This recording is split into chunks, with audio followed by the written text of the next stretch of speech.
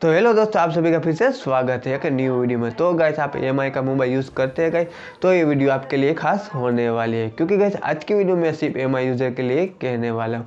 तो गाइस हमारे मोबाइल में कुछ भी प्रॉब्लम होती है, हमारा मोबाइल वारंटी में होता है, तो हम EMI के रिपेयरिंग सेंटर में हम जाते हैं गाइस। वहाँ पर जो फॉर्मेलिटी होती है, फिर सभी फॉर्मेलिटी कंप्लीट करने के बाद फिर हमारा मोबाइल चेक किया जाता है। चेक करने के बाद फिर हमको बोला जाता है कि आपके मोबाइल में ये प्रॉब्लम है, तो आपका मोबाइल 2-3 घंटे में आपका मोबाइल कंप्लीट हो जाएगा।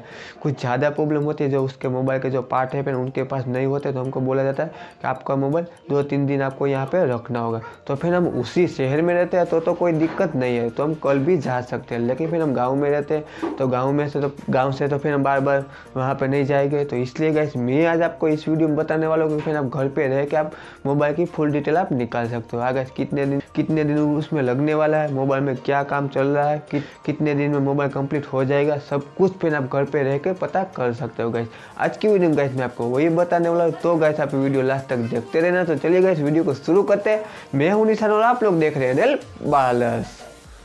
तो गाइस सबसे पहले आपको गूगल ओपन करना है, तो चलिए फिर मैं यहाँ पे गूगल ओपन करता हूँ।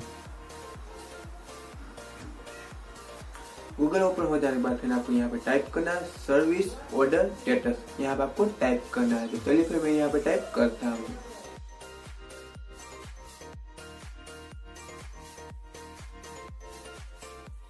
तो फर्स्ट वेबसाइट आपको दिख रही होगी, फिर EMI सर्विस रिपेयरिंग स्टेटस, इसमें आपको क्लिक करना है। तो चलिए फिर मैं यहाँ पे क्लिक करता हूँ।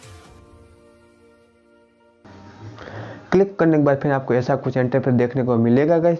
तो पहला जो ऑप्शन होगा आपको दिख रहा होगा फिर स्क्रीन के ऊपर, उनके सामने का आपको कोड दिख रहा होगा, फिर उसी कोड को फिर आपको यहाँ पे एंटर करना है गाइस।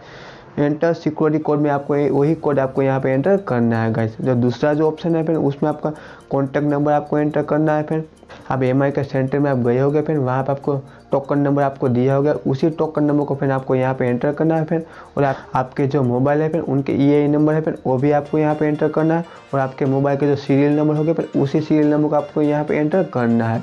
उनके बाद फिर आपके मोबाइल में एक OTP आएगी, उसी OTP को फिर आपको थर्ड नंबर का ऑप्शन आपको दिख रहा होगा, फिर उस OTP को फिर आपको यहाँ पे एंटर करना है। फिर आपको सबमिट कर देना है। सबमिट आप कर दोगे गाइस, तो आपके सामने फुल डिटेल आपकी मोबाइल की आ जाएगी।